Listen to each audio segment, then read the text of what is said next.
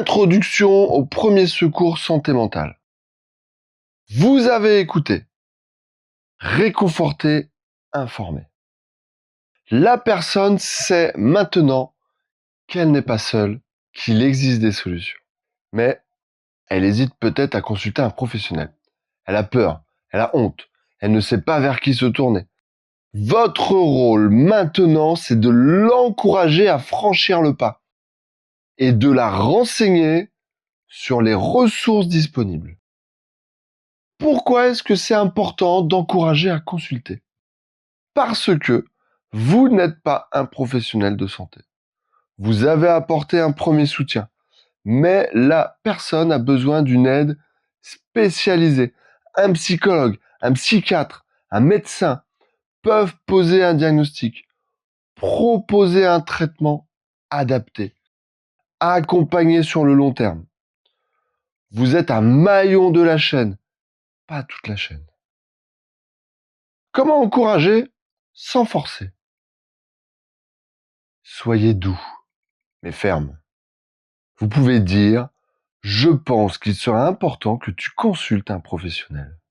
Il pourra t'aider beaucoup mieux que moi. » Ou encore « Tu as fait le plus dur en me parlant. Maintenant, il faut que tu consultes quelqu'un qui pourra vraiment t'aider. » Si la personne résiste, ne forcez pas. Respectez son rythme. Vous pouvez dire « Je comprends que ce soit difficile. Tu n'es pas obligé de le faire tout de suite.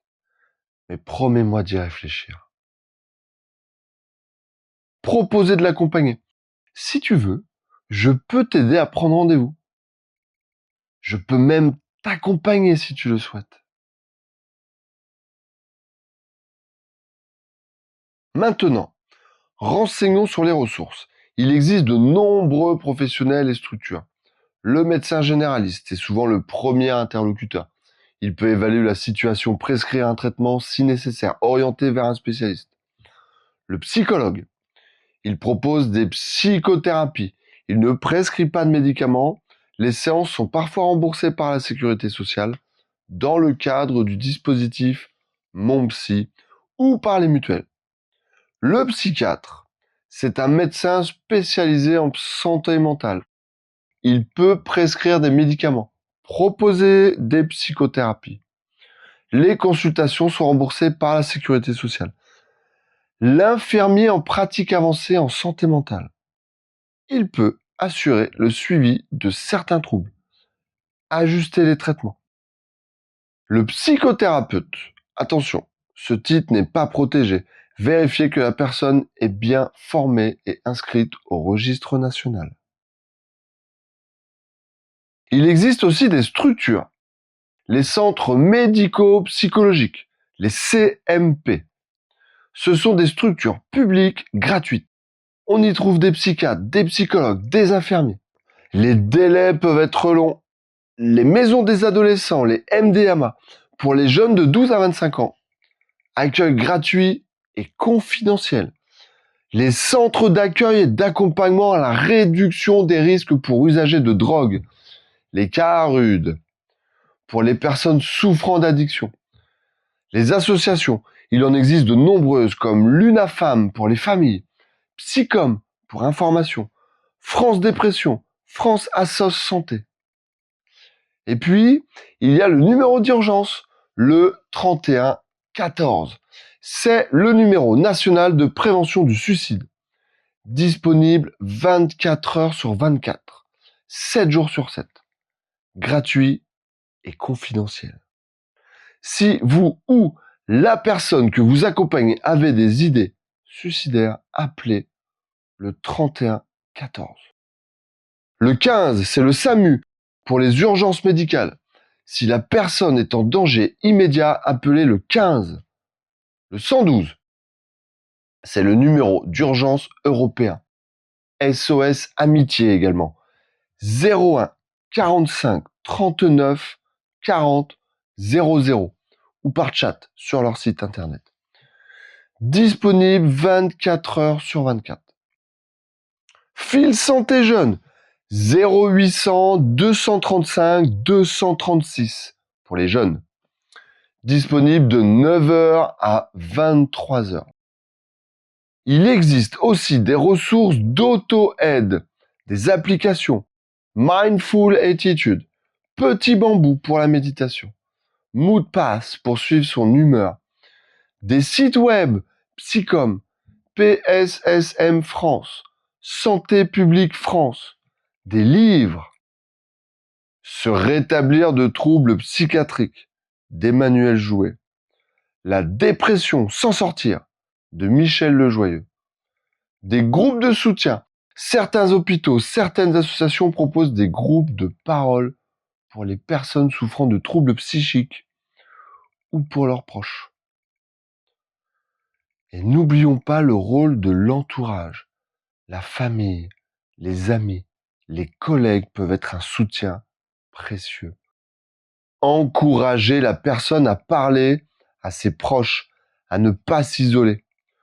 Proposez-lui de l'aide à identifier les personnes de confiance dans son entourage.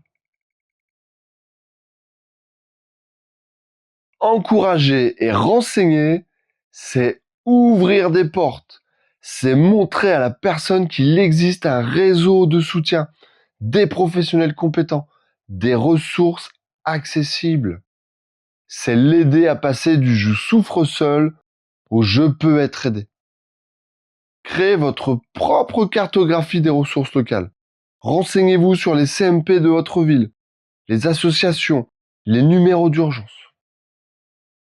Ayez ces informations à portée de main. Vous avez encouragé, vous avez renseigné. La personne sait maintenant vers qui se tourner. Mais que faire si la situation est urgente? Si la personne est en crise? C'est ce que nous allons voir maintenant. Jusqu'à présent, nous avons vu comment accompagner une personne en souffrance dans des situations non urgentes.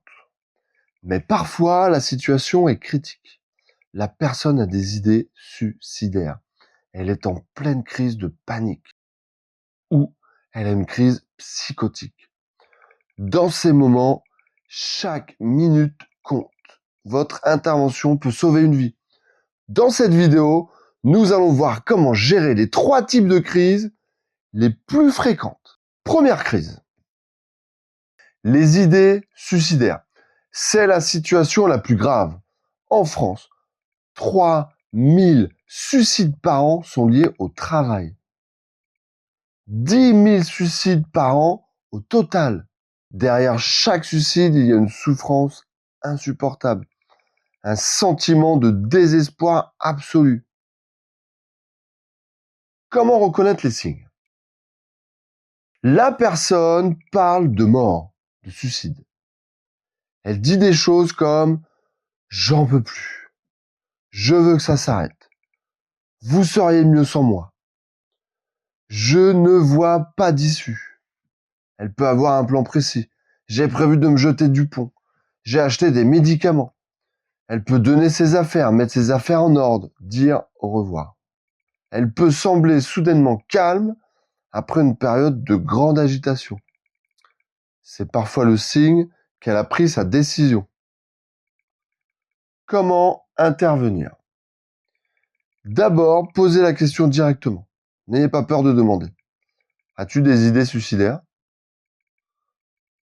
Penses-tu à te faire du mal? Contrairement à ce qu'on croit, poser la question ne donne pas l'idée. Au contraire, ça ouvre le dialogue. Si la personne répond oui, restez calme. Ne paniquez pas. Ne jugez pas, ne minimisez pas. Dites « merci de me le dire. Je suis là. Nous allons trouver de l'aide ensemble. » Évaluez l'urgence. Posez des questions. As-tu un plan précis? As-tu les moyens de le faire? Quand penses-tu passer à l'acte?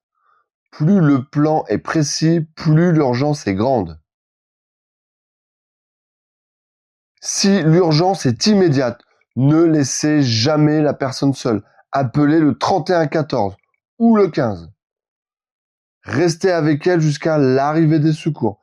Éloignez les moyens létaux, les médicaments, les armes, les objets dangereux. Si l'urgence n'est pas immédiate, encouragez la personne à consulter rapidement. Proposez de l'accompagner aux urgences psychiatriques, chez son médecin. Identifiez avec elle les personnes de confiance qu'elle peut appeler. Établissez un plan de sécurité. Si tu as des idées suicidaires, tu appelles le 3114, tu appelles ta sœur, ou tu viens me voir. Deuxième crise, la crise de panique. C'est une montée brutale d'angoisse intense. La personne elle a des palpitations, elle transpire, elle tremble, elle a l'impression d'étouffer, elle a des vertiges, des nausées. Elle a peur de mourir, de devenir folle, de perdre le contrôle. La crise dure généralement entre 5 et 20 minutes. Mais pour la personne, c'est une éternité. Alors comment intervenir? Restez calme. Votre calme va rassurer la personne. Parlez d'une voix douce et posée. Dites, tu es en sécurité. C'est une crise de panique. Ça va passer. Je suis là avec toi.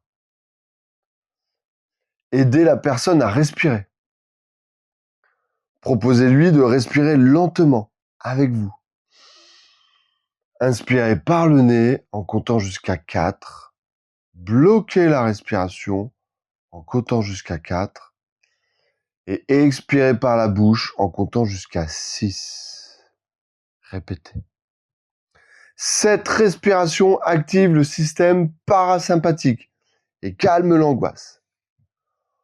Ancrez la personne dans le présent. Proposez-lui de se concentrer sur des sens. Regarde autour de toi. Nomme 5 choses que tu vois. 4 choses que tu entends. 3 choses que tu peux toucher. 2 choses que tu peux sentir. 1 chose que tu peux goûter. Cet exercice la ramène dans l'ici et maintenant. Ne dites pas « calme-toi », ça ne sert à rien. Ne dites pas « ce n'est rien » parce que pour la personne c'est énorme. Restez là, juste là, présent, rassurant. Troisième crise. La crise psychotique. C'est une rupture avec la réalité. La personne a des hallucinations. Elle entend des voix. Elle voit des choses qui n'existent pas. Elle a des idées délirantes. Elle pense qu'on la persécute, qu'on lui veut du mal, qu'elle a des pouvoirs spéciaux. Elle est confuse, désorganisée. Elle peut être agitée ou au contraire figée. Comment intervenir? Assurez votre sécurité et celle de la personne. Si la personne est agitée, gardez vos distances. Ne la touchez pas sans son accord. Parlez calmement. Utilisez des phrases courtes et simples. Je suis là pour t'aider. Tu es en sécurité. Ne contestez pas les hallucinations ou les idées délirantes. Ne dites pas « mais non, il n'y a personne ». Pour la personne, c'est réel. Dites plutôt « je comprends que tu entends des voix. Ça doit être effrayant. Je vais t'aider. » Appelez les secours. Une crise psychotique nécessite une prise en charge médicale urgente. Appelez le 15 ou emmenez la personne aux urgences psychiatriques. En attendant les secours, restez calme, rassurant. Évitez les stimulations excessives, lumière forte. Évitez les stimulations excessives, lumière forte, bruit, mouvement brusque. Gérer une crise, c'est stressant. C'est normal d'avoir peur, de se sentir démuni. Mais rappelez-vous, vous n'êtes pas seul. Les secours sont là. Votre rôle, c'est d'assurer la sécurité, de rassurer, d'appeler à l'aide. Vous n'avez pas à gérer la crise seul. Après une intervention en crise, prenez soin de vous. Parlez-en à quelqu'un de confiance. Débrief avec un collègue, un ami. Si nécessaire, consultez vous-même un professionnel. Aider les autres, c'est important, mais prendre soin de soi l'est tout autant.